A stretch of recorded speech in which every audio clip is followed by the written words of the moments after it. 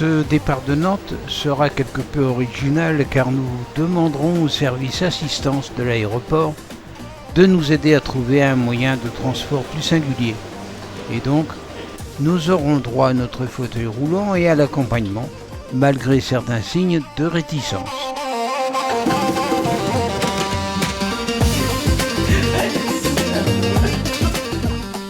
Il est vrai que nous avons peu dormi, réveil à 3h du matin, 3h30 de voiture et notre vol est à 8h40 avec la compagnie Transavia.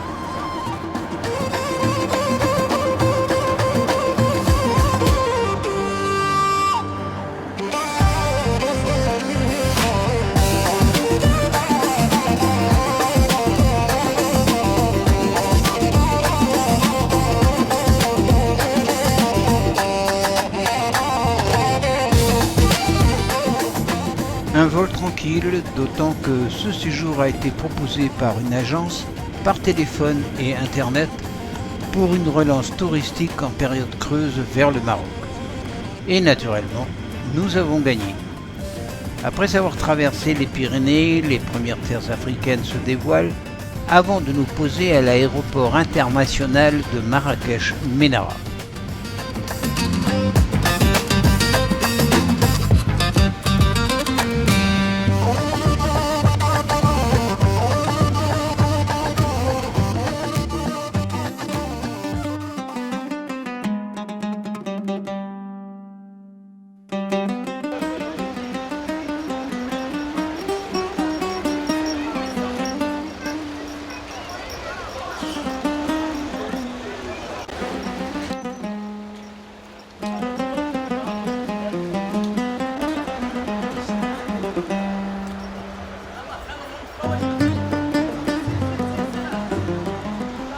Nous sommes attendus et le décor est posé.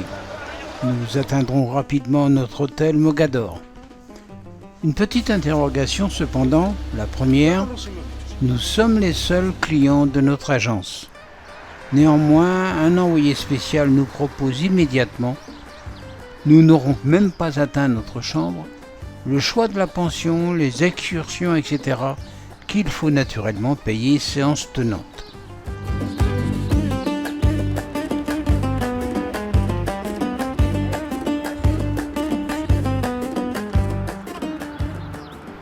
Pour autant, et avant de nous coucher, une petite promenade sur l'avenue Mohamed VI. C'est le cœur moderne et l'une des principales rues de l'ouest de Marrakech, un espace vert par excellence qui est devenu le lieu de rendez-vous incontournable de tous ceux qui cherchent un peu d'air frais. Elle regroupe les sièges de nombreuses marques de grandes banques, des restaurants et hôtels, des fast-foods, des cafés et bien sûr des magasins.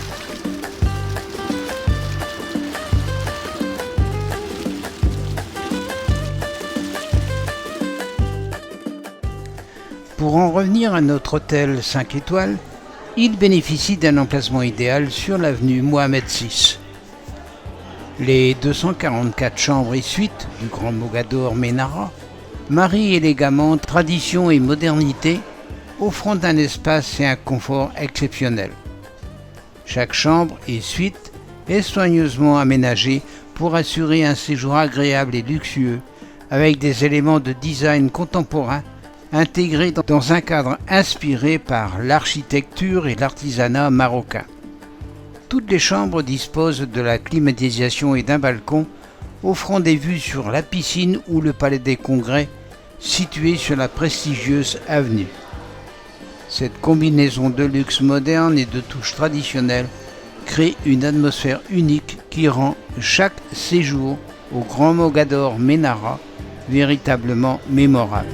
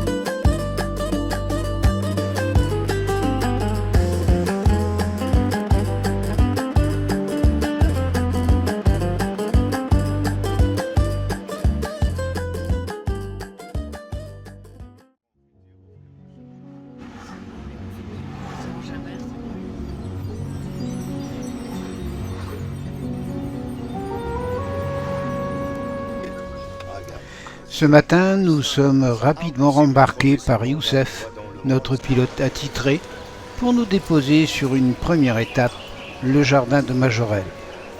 Une longue file d'attente nous obligera à un peu de patience.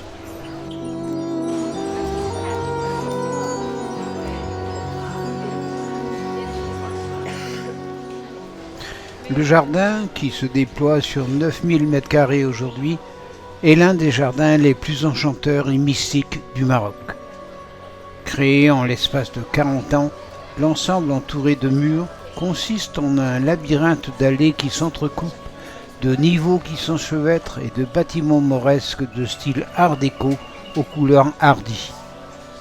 Le jardin est un gigantesque et opulent amoncellement de plantes et d'arbres exotiques provenant des contrées les plus lointaines, conçu par le peintre français Jacques Majorelle, à la fois comme un sanctuaire et comme un laboratoire dont il a fait l'acquisition en 1919.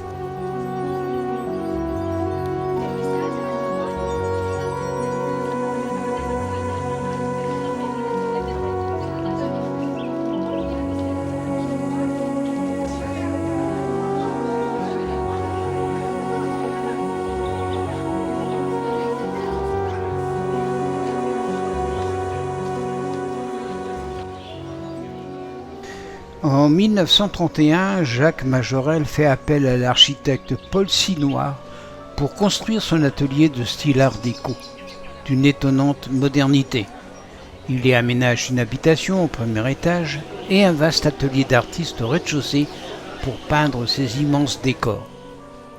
Amoureux de botanique, il crée son jardin autour de sa villa structurée le long du bassin central avec plusieurs ambiances variées plantées d'une végétation luxuriante où se nichent des centaines d'oiseaux. Ce jardin est une œuvre d'art vivante composée de plantes exotiques et d'espèces rares qu'il rapporte des voyages qu'il effectue dans le monde entier. Cactus, yucca, nénuphar, nymphéa, jasmin, bougainvillée, palmier, cocotier, bananier, bambou. En 1937, l'artiste crée un bleu outre-mer, à la fois intense et clair, le bleu Majorelle, dont il teinte son jardin qu'il ouvre au public en 1947.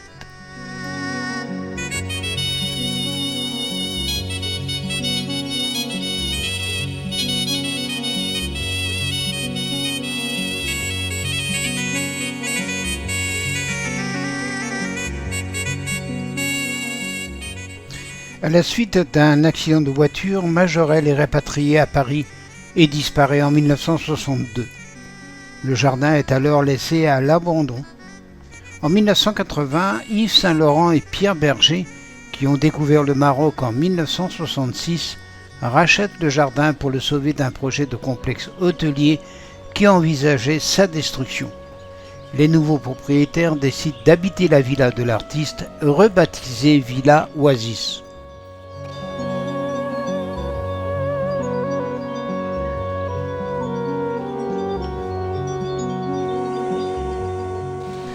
Écrin de verdure et de couleurs, le jardin Majorelle est un petit havre de paix situé en plein cœur de la ville de Marrakech. C'est une œuvre d'art vivante qui expose aujourd'hui des plantes venues des 5 continents. Ce qui fut l'atelier de Jacques Majorelle abrite aujourd'hui le musée berbère qui présente un panorama de l'extraordinaire créativité de ce peuple le plus ancien d'Afrique du Nord. Du Rif au Sahara, plus de 600 objets collectionnés par Pierre Berger et Yves Saint-Laurent attestent de la richesse et de la diversité d'une culture toujours vivante.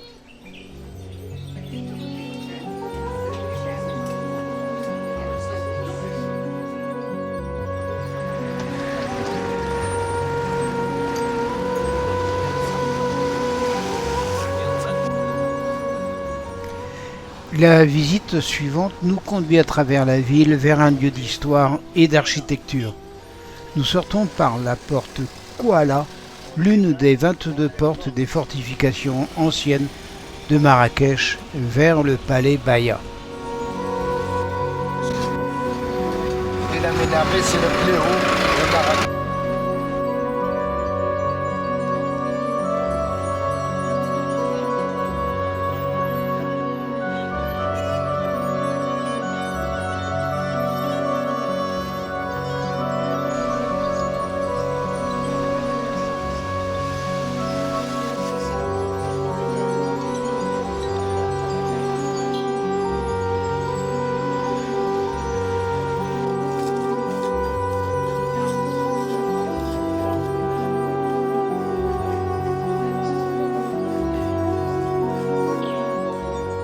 Le Palais Baïa est un exemple éblouissant de l'architecture et du design marocain.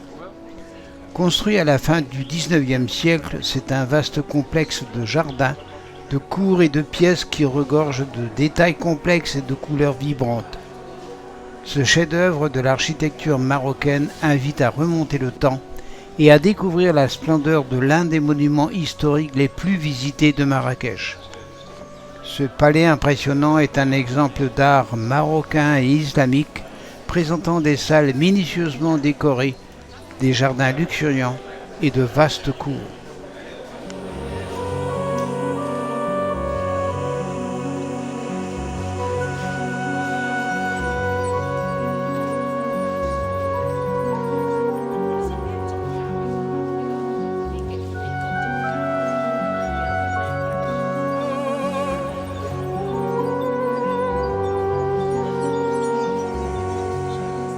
Le palais est étendu sur près de 8 hectares avec mosquée, mausolée, hammam, harem et curie. Il est constitué d'une vaste succession d'environ 150 pièces richement décorées de marbre, de moucharabiés permettant de voir sans être vu, de sculptures et peintures sur bois, de hêtres et de cèdres, de stucs, de zélige, des premiers vitraux du Maghreb.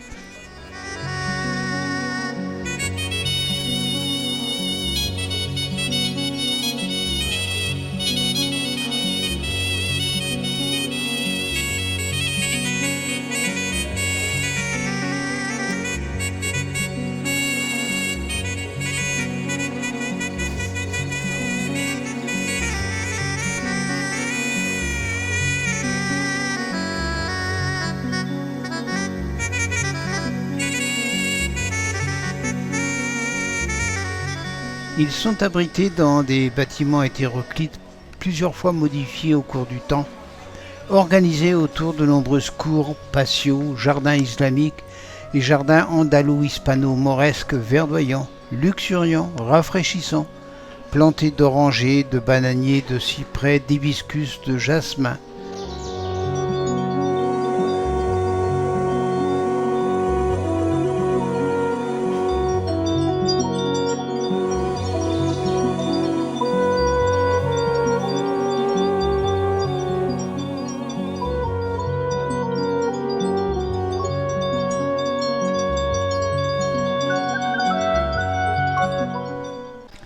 Après l'instauration du protectorat français au Maroc, le général Lyautey, résident général de France au Maroc, en fait son lieu de résidence personnelle à partir de 1912 et une résidence d'officier militaire français. Il y fait installer électricité, chauffage et cheminée. À ce jour, le palais est ouvert au public à titre de musée ainsi que pour des concerts de musique arabo-andalouse et pour des expositions d'art. La famille royale du roi du Maroc y séjourne parfois dans une importante partie privée non ouverte au public.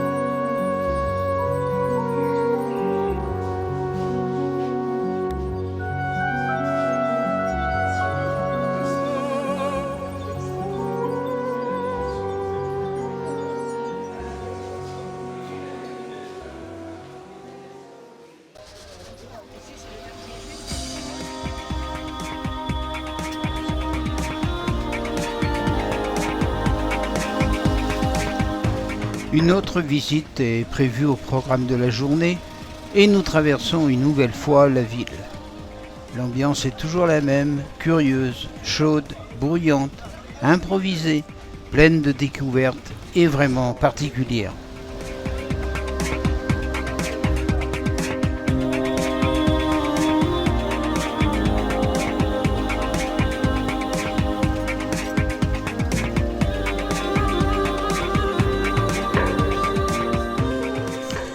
Le jardin de Ménara compte parmi les plus anciens jardins de l'Occident musulman. Les auteurs anciens attribuent son premier aménagement au sultan de l'époque en 1157. Il fit planter la Bouhaïra, un immense verger clos, pourvu d'un grand bassin pour le stockage de grandes quantités d'eau destinée à l'irrigation des fruitiers et des légumes se trouvant au sein de l'enclos. Irrigué par les Kétaras, dispositif traditionnel d'irrigation au Maroc, destiné à prélever de l'eau dans la nappe phréatique assez proche de la surface pour l'acheminer vers le lieu d'irrigation. Creusé selon une technique initiée dès le XIe siècle et que l'on voit partiellement sur ces images.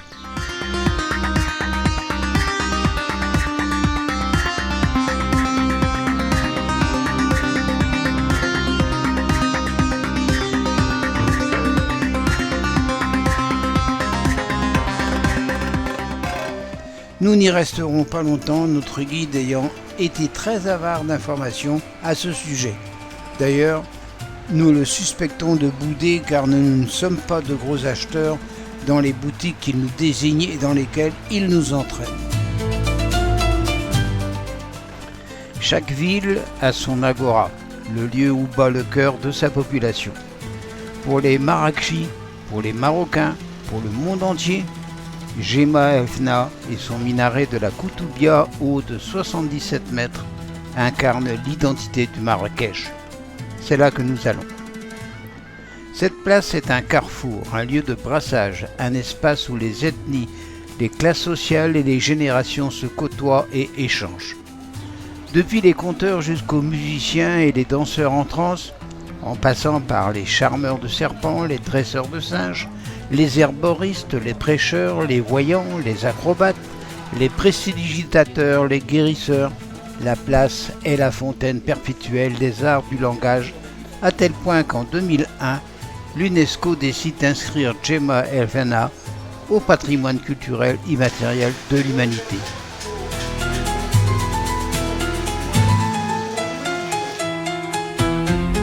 La place des trépassés, telle est sa traduction littérale, vient rajouter au mystère du lieu.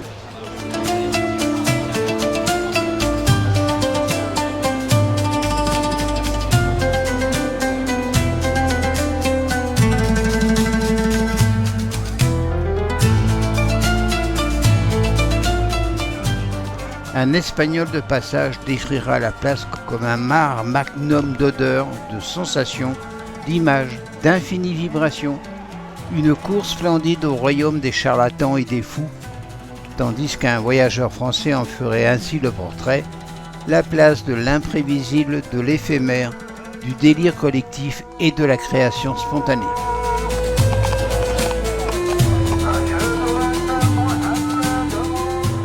La place Jemaa El Fna est sans aucun doute le symbole international de Marrakech et plus largement du Maroc. Mais derrière cette figure de carte postale où se croisent des millions de touristes chaque année, où bruissent toujours comme de nous une foule bigarrée, il y a cette magie propre à Marrakech, ce carrefour où se rencontre le monde, cet endroit où l'humanité nomade prend le temps de stopper sa course effrénée pour partager un moment, pour remplir sa besace ou en vendre le contenu.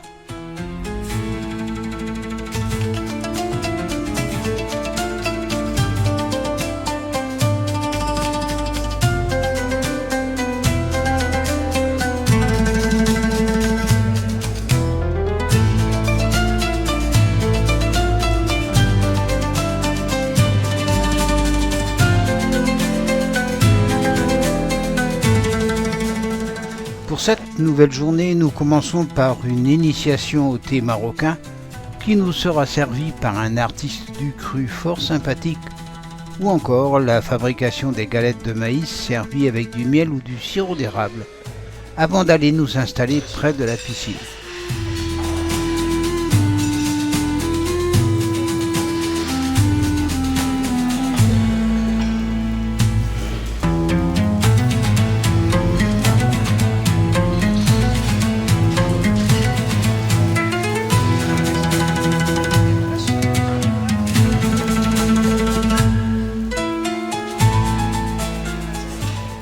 Magnifiquement calme dans ce lieu agréable, nous devons prendre quelques forces car nous allons faire une expédition au souk.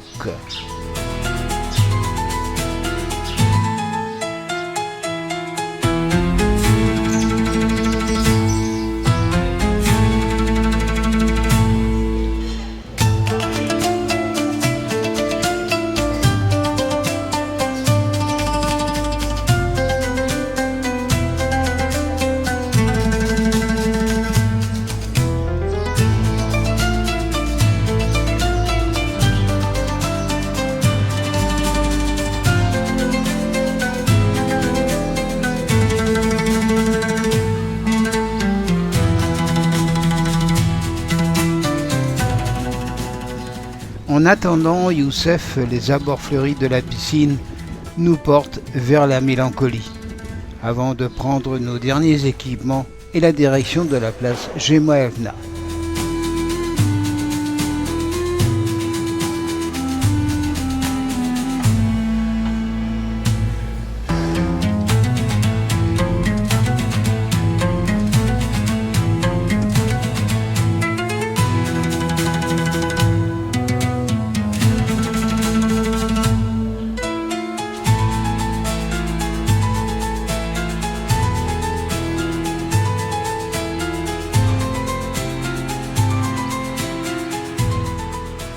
Quelques images supplémentaires n'auront rien de superflu.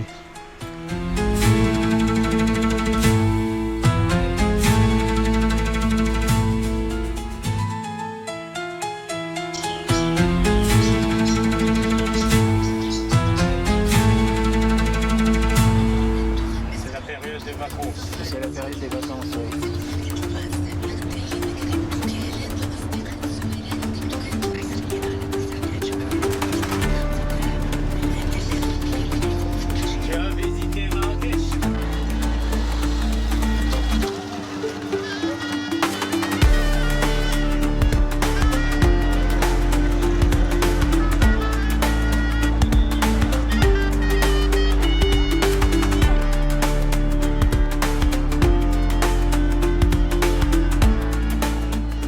La place Jema Elfna est toujours égale à elle-même, bruyante et étonnante. Il faut la traverser pour entrer réellement dans une atmosphère peu banale. De fait, ces premiers étals nous préparent à l'incroyable diversité de ce que nous allons trouver et voir.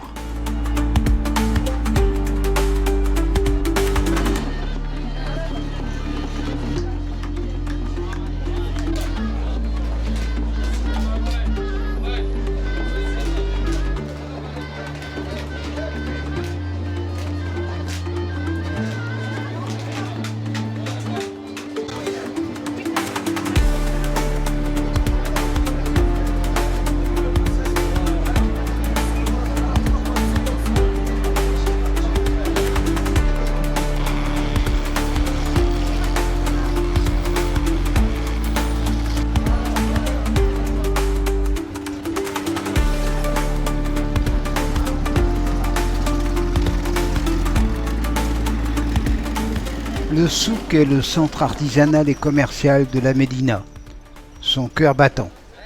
Véritable labyrinthe de ruelles, on y travaille et on y vend ses produits.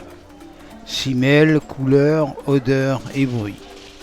C'est une expérience étonnante et même déroutante au début. Mais il serait impensable de ne pas visiter les souks de Marrakech. Avec plus de 40 000 artisans, ils constituent les plus beaux étals de tout le Maghreb et surtout une ambiance à nul autre pareille.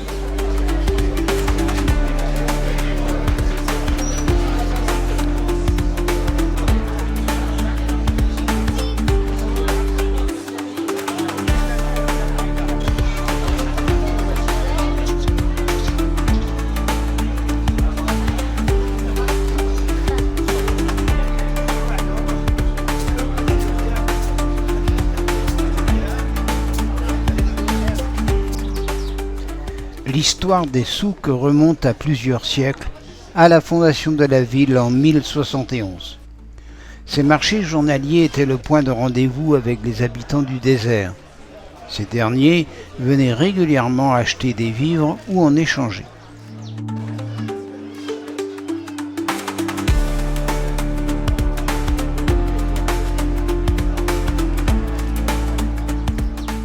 Les souks de Marrakech permettaient également aux caravaniers traversant le désert de se réapprovisionner pour survivre à ces voyages.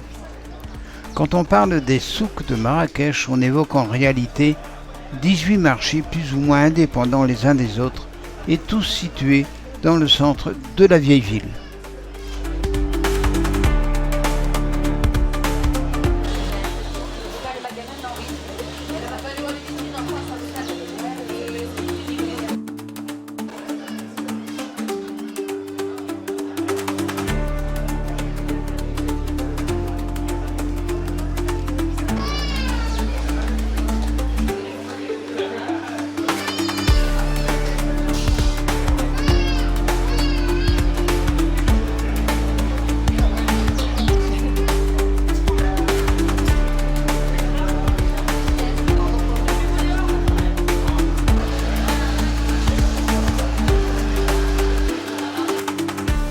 Au fil des siècles, les souks deviennent de plus en plus importants.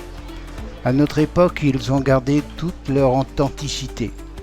Les marchands continuent à vendre des épices uniques et des objets artisanaux, même si certains cèdent à la facilité en vendant des produits fabriqués à grande échelle. Babouches, tapis, vêtements, épices, noix, olives et mets locaux. Les souks sont un véritable trésor et ici, le sens de l'orientation est inutile.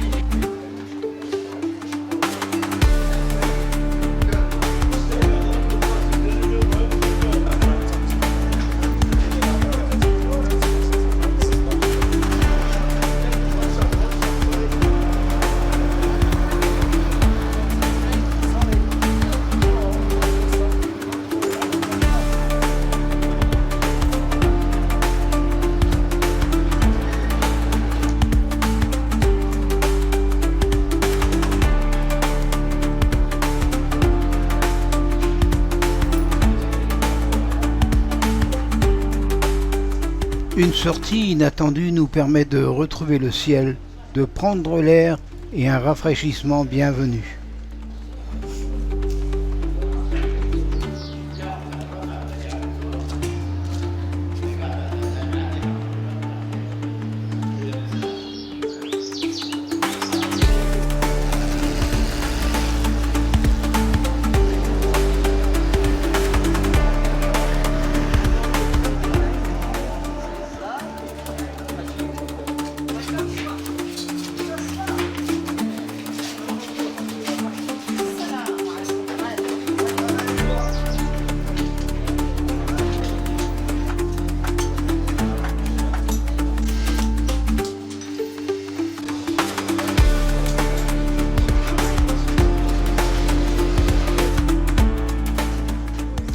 Et nous y revenons dans ces labyrinthes, curieux de nouvelles découvertes dans cet immense Capharnaüm.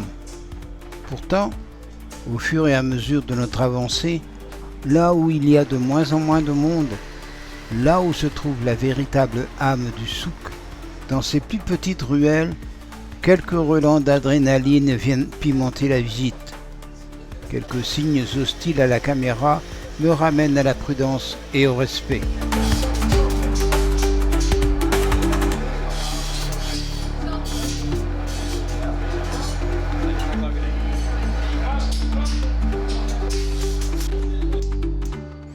Ici, les conditions de travail ne sont pas les mêmes.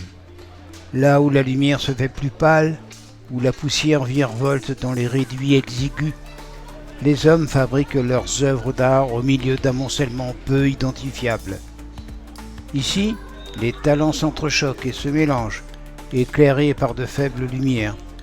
Pourtant, c'est d'ici que sortiront sans doute des pièces uniques façonnées à la main et à la sueur de ces forçats peut-être volontaires ou captifs de leurs conditions.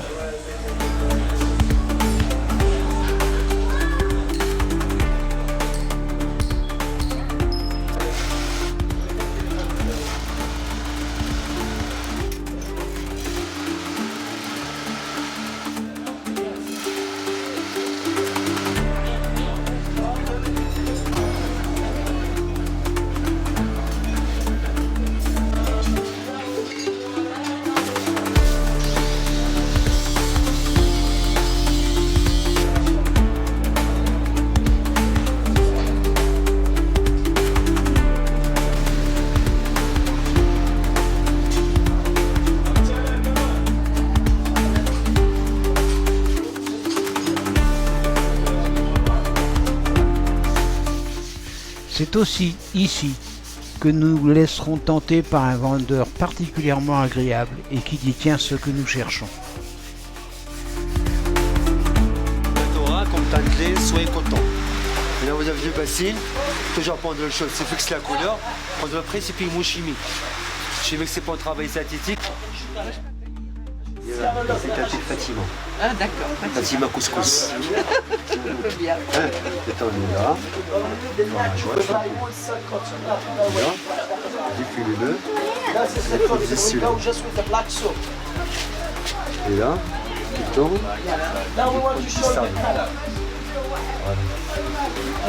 Maintenant, Fatima couscous, baby Fat Aïcha Tajil.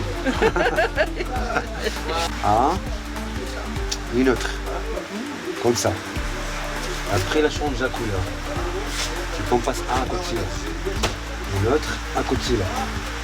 Le temps comme le 8, on passe la tête. Ça, si vous multipliez avec le marocain, c'est du coup tout seul avec les épaules. On va dire. C'est cette couleur. C'est ça. Les amis là. C'est sympa.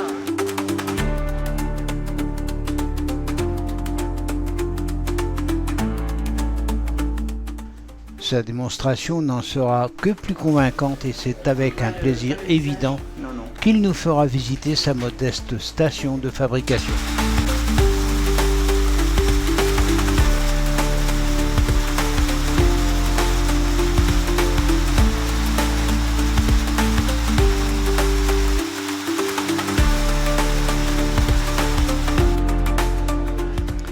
C'est un curieux sentiment d'appréhension et de sécurité auquel s'attache la curiosité de voir et de comprendre encore un peu plus ce qui se passe ici. Il est difficile de trouver les mots nécessaires pour décrire notre ressenti, tant l'esprit est accaparé par tous les signaux qu'il reçoit à chaque pas, qu'ils soient olfactifs ou visuels. Et il nous manque quelques éléments pour féliciter ou plaindre ceux qui se trouvent ici. Et bien sûr, aucune femme ne semble exercer dans cet endroit.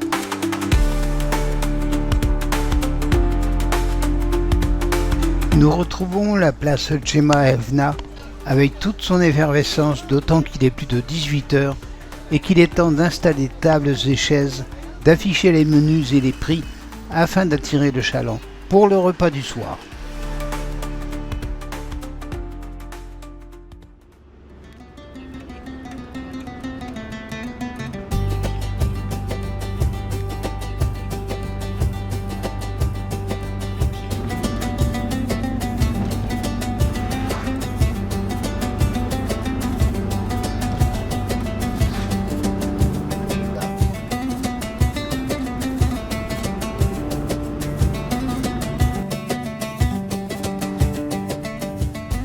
Loin de l'agitation de Marrakech, la vallée de l'Ourika, du nom de la rivière, est un tout autre univers.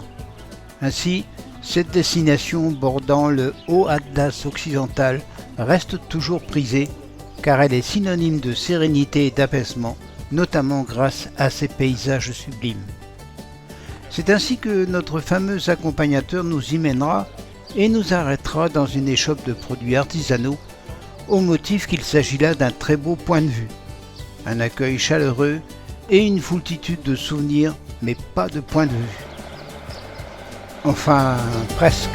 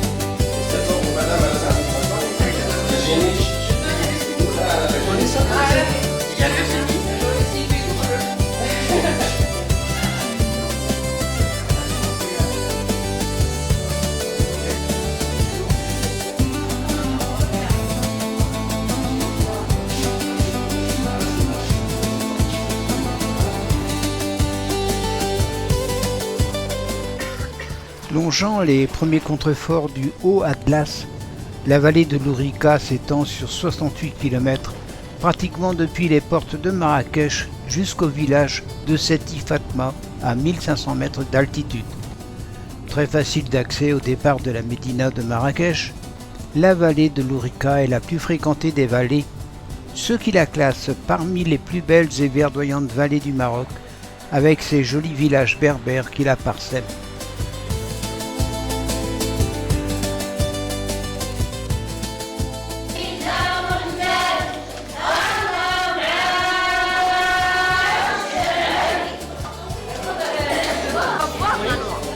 La deuxième étape, c'est le concassage. On concasse simplement pour voir les petits amandas. Voilà. Donc, je sépare les fils à la fin. On la passe cosmétique pour bien alimentaire. Et on va la faire avec les mains pendant 2 heures avec un peu de l'eau tirage. L'arrêt suivant nous semble plus instructif et plus intéressant.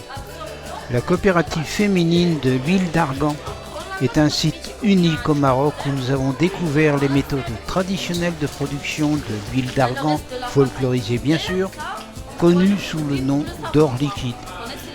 Cette coopérative offre non seulement un aperçu de la culture locale, mais soutient également l'autonomisation des femmes dans la région.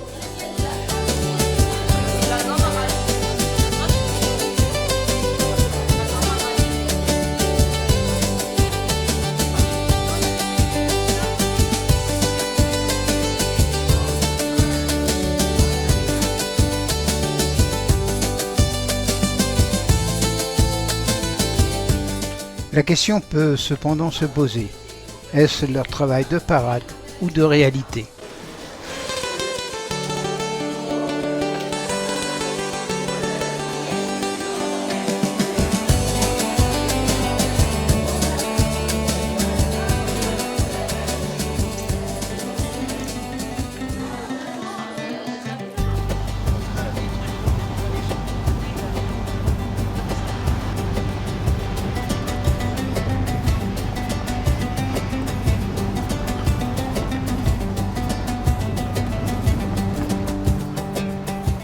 Au climat agréable, entouré de champs agricoles et d'oliviers, de vergers, d'amandiers et de cerisiers, la route traversant la vallée est sinueuse et grimpante. La nature y est luxuriante et abondante au printemps, après la saison des pluies avec ses terres rouges vifs et ses couleurs ocrées, à travers une succession de points de vue panoramiques époustouflants.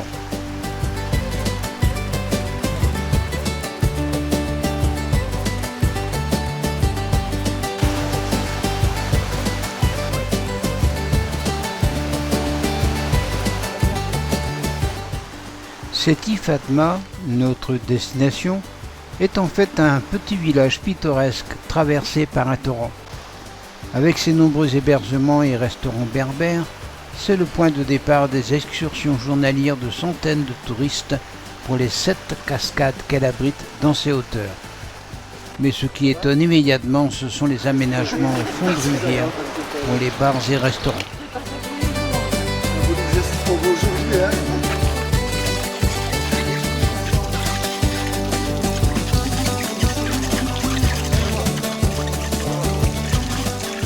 D'abord, le choix d'un guide, que nous devons payer bien sûr, et ensuite la découverte de ce village au fond du torrent, ainsi que l'ascension vers les cascades.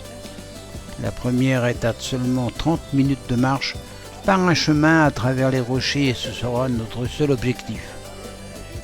Il faut saluer la gentillesse et l'attention de ce guide qui tout au long du parcours nous sera d'un grand secours dans ces paysages abrupts. Naturellement, sur le bord du chemin, des magasins d'artisans berbères dans des décors grandioses nous proposent sourires, conseils et douceur méritée. Ils sont pleins de ressources. Oui, voilà. Oh. Jamais tombé au pain, tu vois.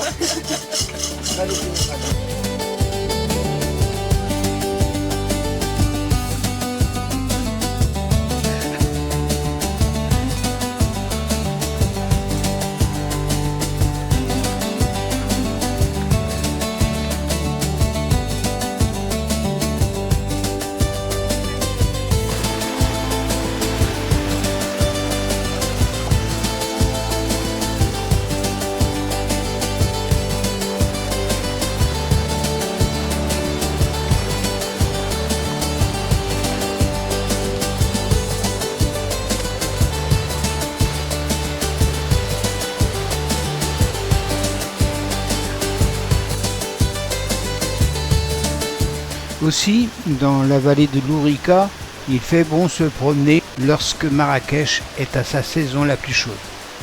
Essentiellement peuplée de personnes de langue berbère et de dialecte chleu, bien que proche de Marrakech, elle est encore considérée comme une vallée relativement préservée, tant par sa nature que par son mode de vie campagnard traditionnel.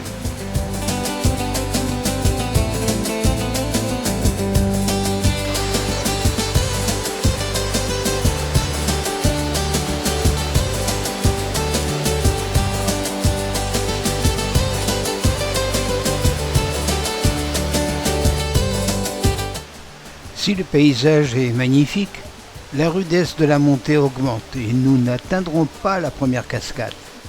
Qu'à cela ne tienne, notre guide y montera pour nous faire quelques photos.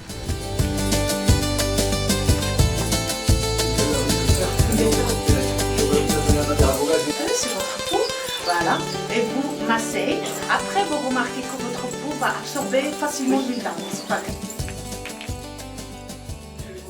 Il est sans doute temps de parler de cette fameuse huile d'argan. Cette huile merveilleuse illustre parfaitement l'alliance qui unit tradition et modernité. L'huile d'argan est sans aucun doute l'un des emblèmes du royaume du Maroc, au même titre que l'art du tapis, le thé à la menthe ou la cuisine au tagine.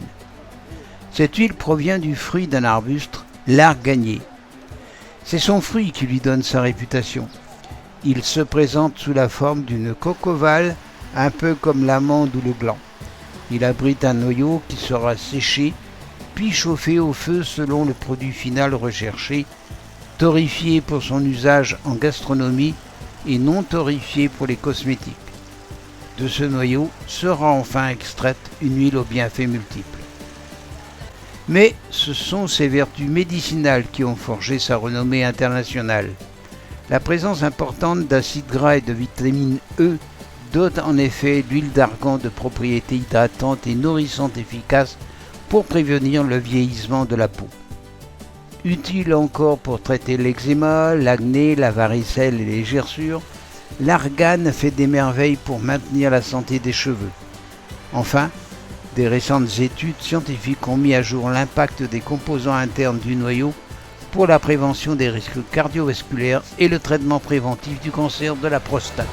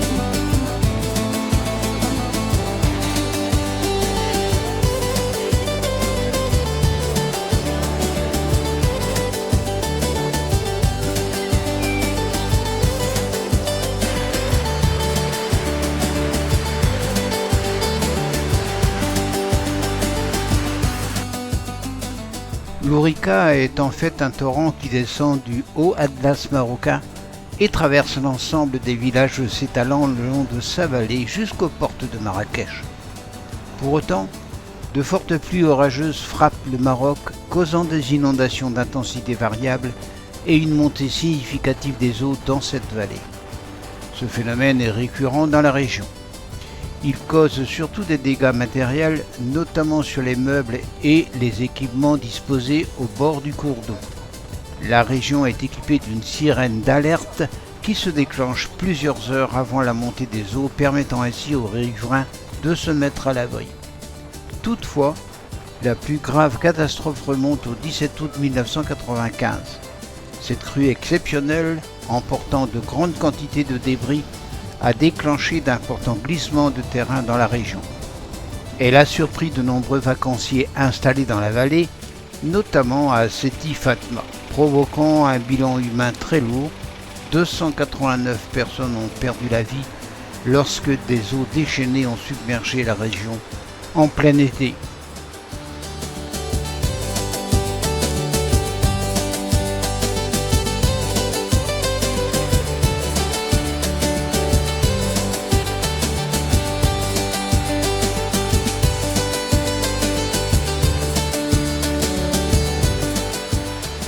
Il me faut parler de la figue de Barbarie, le trésor du désert marocain. Ce fruit épineux est depuis longtemps une composante précieuse de la biodiversité marocaine. Ses bienfaits pour la beauté de la peau sont connus depuis des générations de femmes qui l'utilisent dans leurs onguents et préparations beauté. Elle est aussi connue sous le nom de sabra. La figue de Barbarie, fruit succulent derrière sa protection d'épines, provient du cactus qui pousse dans les régions arides et semi-arides du Maroc. Elle tient son nom du peuple berbère qui a su en déceler les 1000 vertus.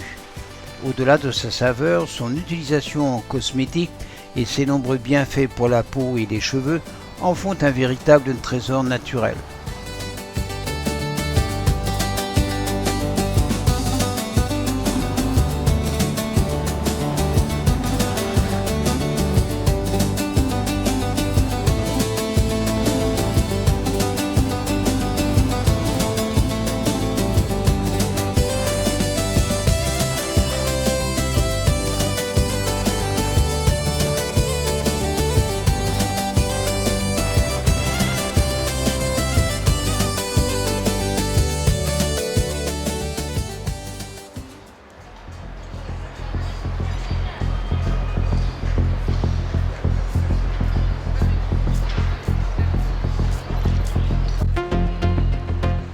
Aujourd'hui, quartier libre, si ce n'est que nous devons réserver quelques heures à notre agence comme convenu dans notre contrat.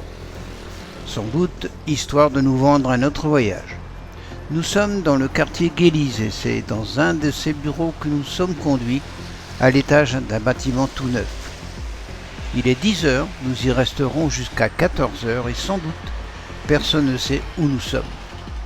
Pendant près de 4 heures, nous allons être entrepris par un soi-disant commercial qui souhaite, car nous voyageons semble-t-il beaucoup, nous faire devenir des VIP du tourisme à travers le monde. Pour cela, une première cotisation de 50 000 €, sans contrat, versée de notre carte bancaire à leur carte, fera l'affaire. Évidemment, nous sommes sur la défensive, d'autant que, parfois nous sommes laissés seuls pour réfléchir et parler entre nous, pour prendre une décision. Suspectant des micros, nous nous exprimons en breton et nous laissons venir. Les négociations plutôt musclées feront descendre cette fameuse cotisation à 30 000 €, puis à 10 000 € et pour finir à 500 € avant que nous ne prenions la décision de partir. L'arnaque était, semble-t-il, toute proche et le scénario bien ficelé.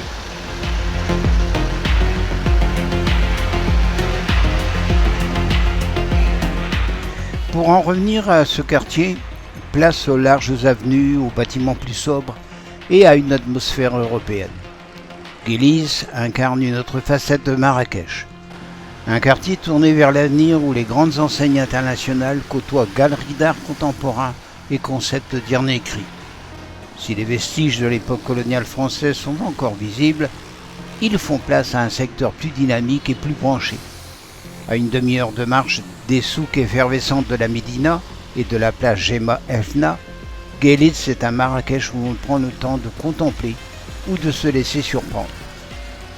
Ce quartier est né sous le protectorat français au début du XXe siècle pour loger les colons et installer les administrations.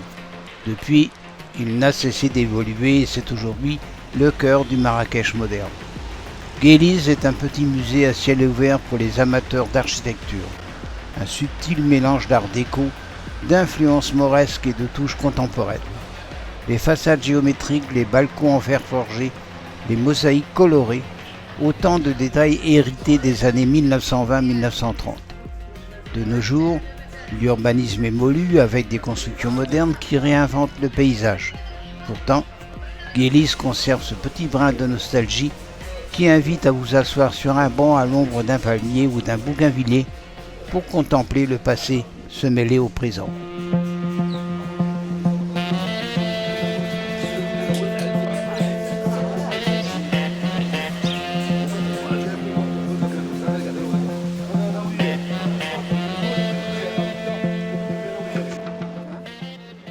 Une petite visite au centre artisanal nous rappelle le talent et la qualité des produits de cette cité, avant de nous retrouver sur la place Jemaa El Fna pour une pause bien méritée.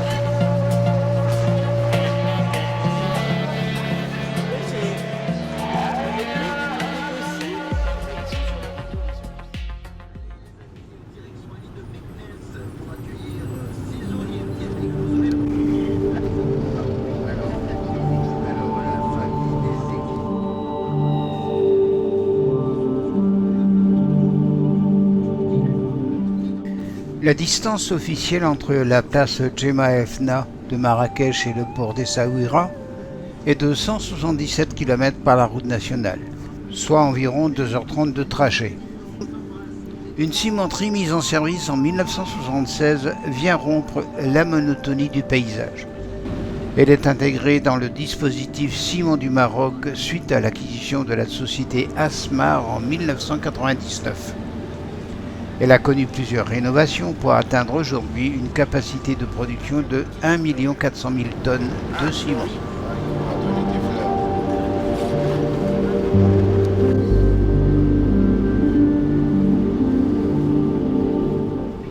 Autour de Marrakech, le paysage est difficile à interpréter. Des espaces vides désertiques alternent avec des oliveraies ou des vergers d'agrumes.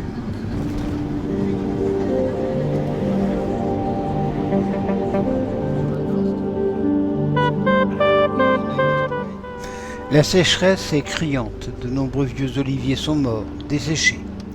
Les villages sont rares. De temps en temps, de gros bâtiments de béton concentrent les habitants. Chichoua, commune de plus de 11 000 habitants dans la province du même nom, possède ce café-restaurant qui permet une halte entre Marrakech et Essaouira. Dans un beau jardin fleuri, des tables extérieures invitent à la détente. Un food truck débordant de fruits variés propose divers jus de fruits.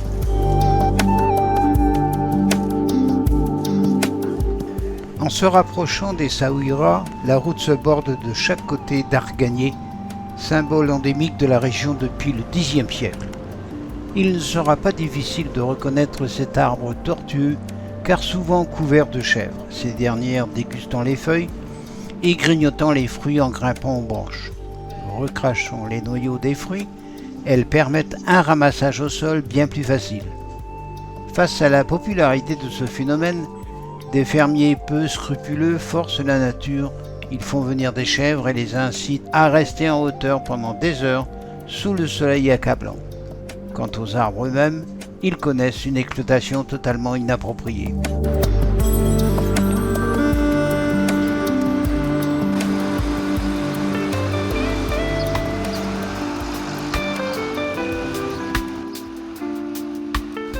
Nous voilà au port d'Essaouira, vieux port de pêche traditionnel, pittoresque, le plus renommé du pays. Il fait partie des 14 principaux ports de pêche du Maroc et est un des hauts lieux de tourisme avec ses plages et sa médina fortifiée voisine de bord d'océan, classée au patrimoine mondial de l'UNESCO.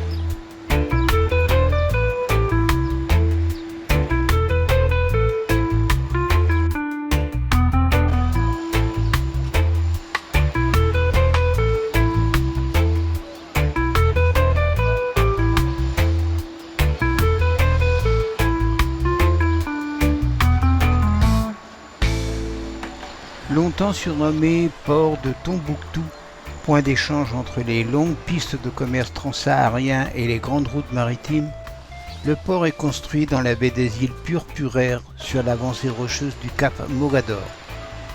Ce vieux Marocain de la marine de commerce française a le sourire en nous montrant son livret d'embarquement et en nous racontant son histoire.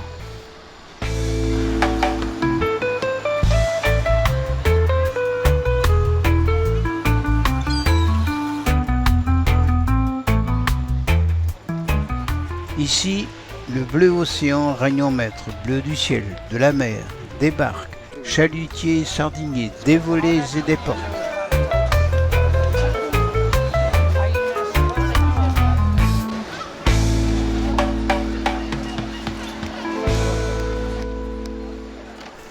Le port des Saouira est à ce jour le troisième port de pêche sardinier le plus important du Maroc, après les ports de Casablanca et d'Agadir, les eaux de ces derniers n'étant pas assez profondes pour les grands navires. Les pêcheurs commercialisent des sardines, pageaux, merlus, sards, mulets, espadons, saules, dorades, ombrines, requins, etc.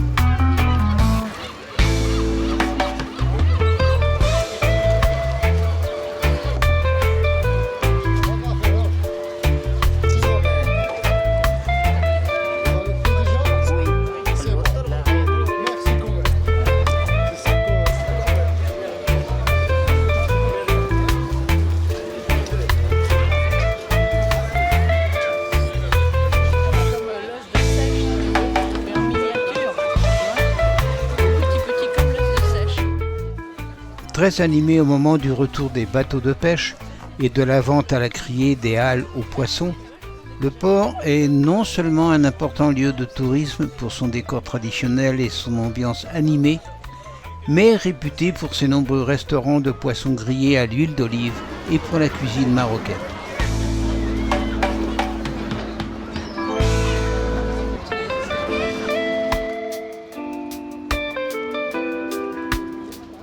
Le port est relié au rempart de style Vauban de la ville par la porte de la marine du XVIIIe siècle. Le Maroc exporte à cette époque et par ce lieu une grande partie de l'or, épices, laine, cire, cuivre, amandes, huile d'argan, gomme arabique, ivoire et aussi les esclaves de Tombouctou, du Niger et du Sénégal.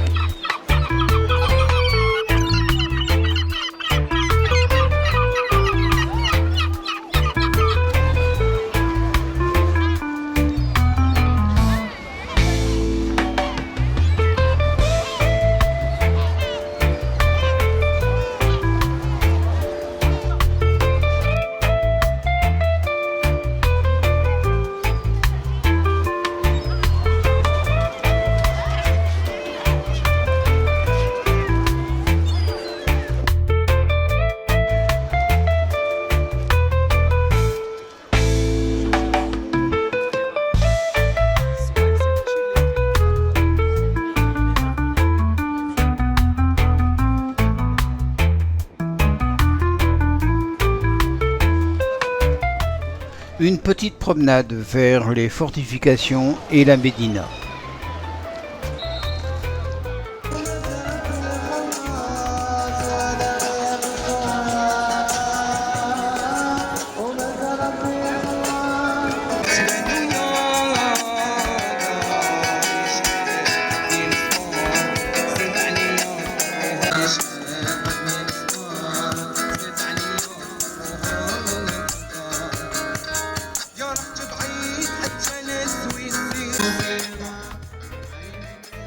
La Médina Tessaouira est classée au patrimoine mondial de l'UNESCO.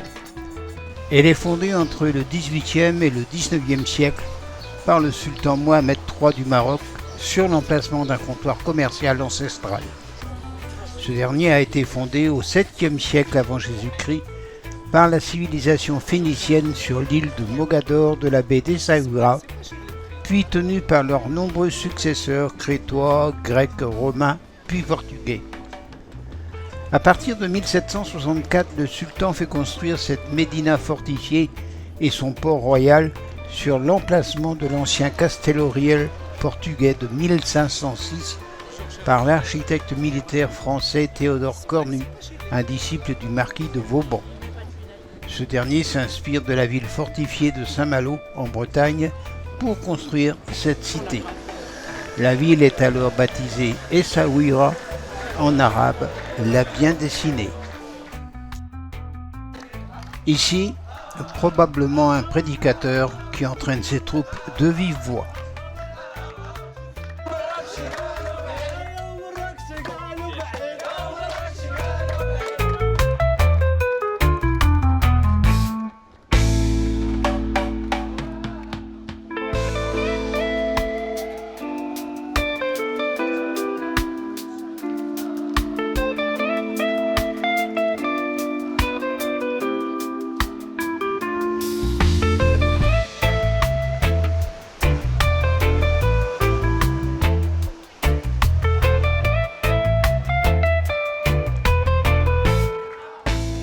À ce jour, cette cité multiculturelle d'environ 70 000 habitants, important port de pêche ou haut lieu du tourisme, a en partage son héritage architectural historique traditionnel préservé.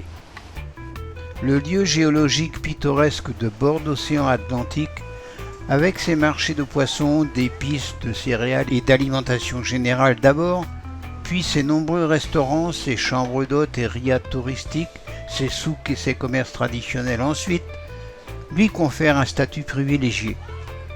Son artisanat d'art et du bois, ses monuments, musées, rues et ruelles piétonnes et ses vastes plages sont des atouts supplémentaires.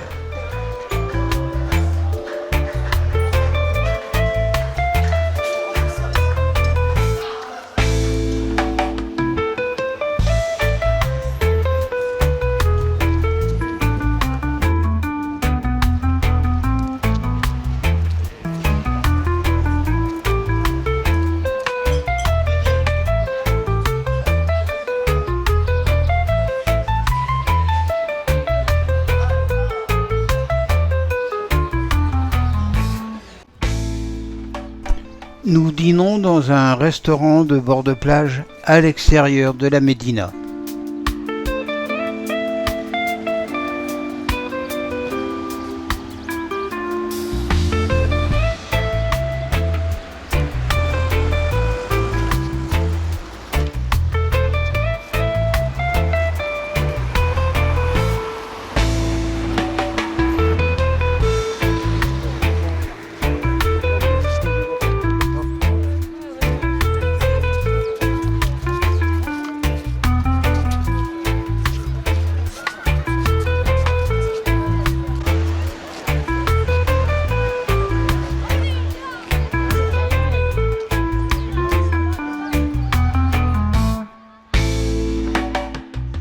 Surnommé le Saint-Malo marocain, Essaouira est aujourd'hui jumelé aux villes françaises de Saint-Malo et de La Rochelle, ainsi qu'à la ville d'Etterbeek en Belgique.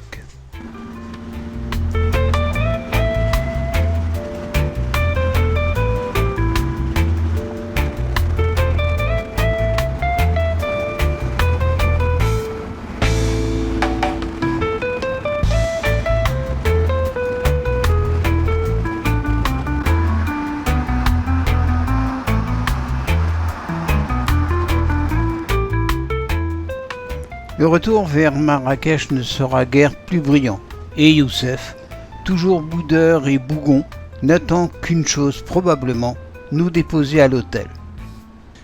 De fait, depuis qu'il a compris que nous n'achèterions pas grand-chose dans ces boutiques complices, il nous bat froid.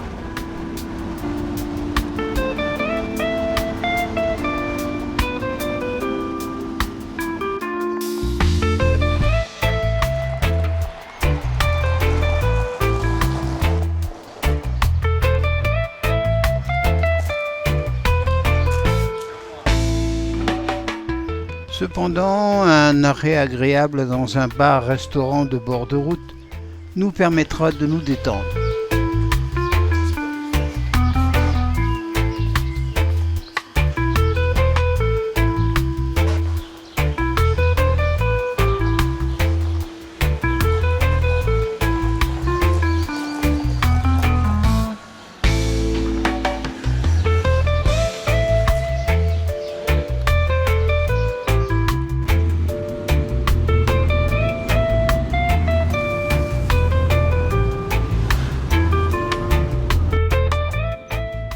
Et l'approche de notre fin d'excursion s'effectuera sous la pluie.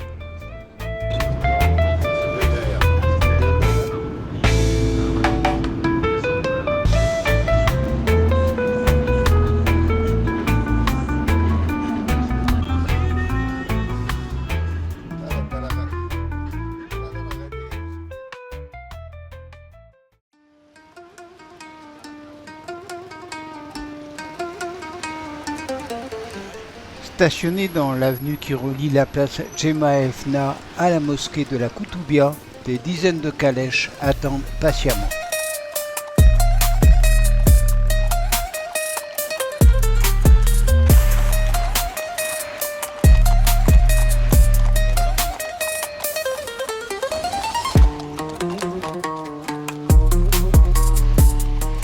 Difficile d'imaginer la ville sans ces calèches. Une promenade dans un fiacre tiré par un ou deux chevaux fait partie des activités touristiques incontournables de la ville.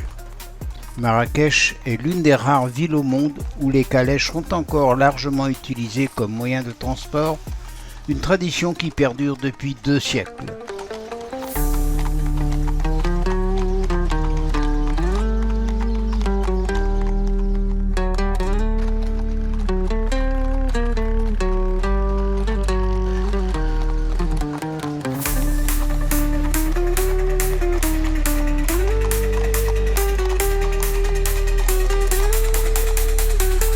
Le temps semble passer au rythme des pas des chevaux, sillonnant tranquillement la ville ocre, et, sous le soleil tendre, il est difficile de résister à l'envie de s'offrir cette petite promenade.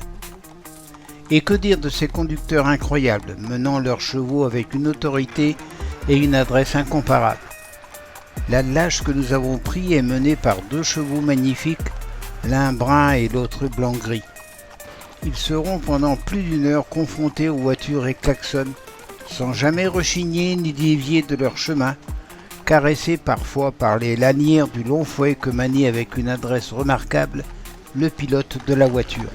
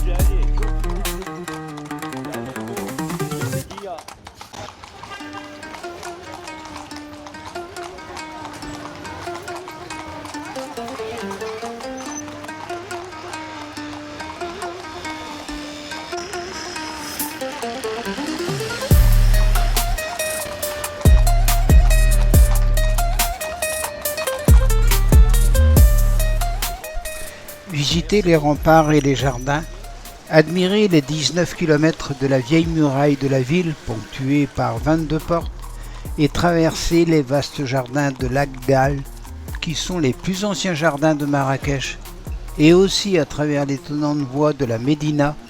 La calèche est un moyen de transport le plus original et non polluant à 4 roues, tiré par 2 chevaux et transportant des passagers assis confortablement. Expérience très agréable, elle donne l'occasion d'explorer la ville et d'admirer la beauté de la nature de cette ville impériale. Pour autant, et sans doute faute de négociations, nous n'avons obtenu de notre impressionnant conducteur que très peu de commentaires, à moins qu'il ne parlât pas français, ce qui peut être une possibilité étonnante. Nous reviendrons à notre point de départ au pied du minaret de la Koutoubia. La place Gema Elfna est toujours aussi grouillante et le temps qui nous reste de la journée nous permettra d'y refaire un petit tour. L'entrée du souk est proche et nous nous y hasarderons une fois de plus. Quelques scènes particulières comme cette âne attelé où la prise de vue devient une monnaie d'échange.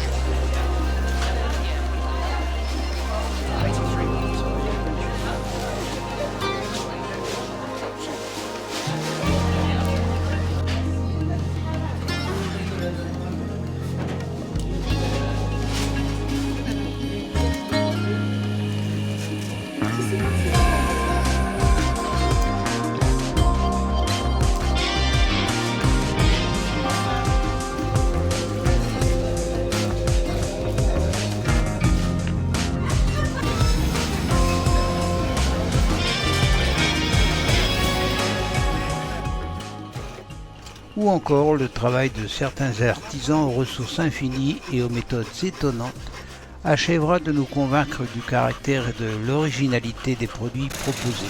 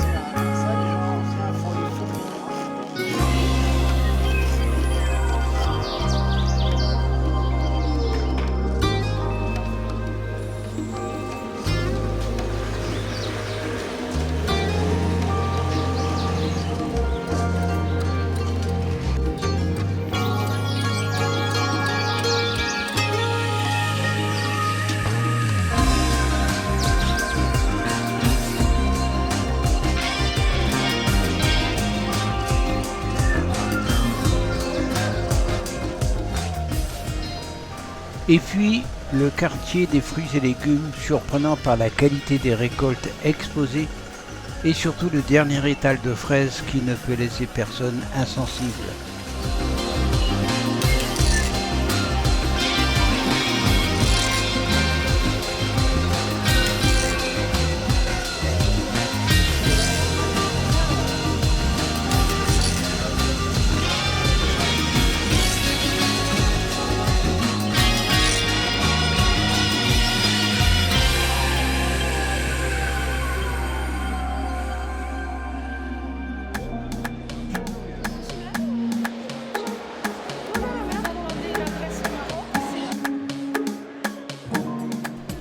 Et voilà, notre séjour s'achève et ce matin, Youssef nous a conduits à l'aéroport. Il nous a également remis nos billets d'embarquement que nous attendions avec une certaine anxiété. Mais tout va bien, l'embarquement sur le Transavia s'effectue sans heurts et nous sommes prêts pour ce voyage.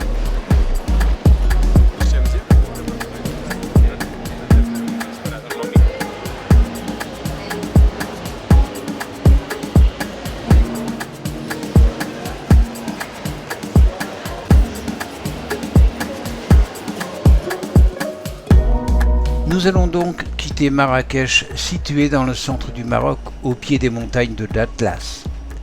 Elle est surnommée la ville rouge ou la ville ocre, en référence à la couleur d'une grande partie de ses immeubles et de ses maisons, ou encore Bagna, en raison de sa convivialité et de son hospitalité. Marrakech et son aire urbaine comptent en 2020 un peu plus d'1 million d'habitants. Par sa population, la ville est la 3e agglomération du pays, à égalité avec sa rivale historique Fès, derrière Casablanca et Rabat. Ce séjour nous laisse d'excellents souvenirs et quelques anecdotes savoureuses. Il nous donne une autre vision de ce pays maghrébin aux multiples visages, lié plus précisément à son ouverture au tourisme, gage d'un apport économique indispensable au développement de cette région. Il nous faut simplement oublier certains comportements qui nous ont parfois intrigués, sachant que nos cultures et notre histoire sont différentes, bien qu'elles se soient plus que croisées.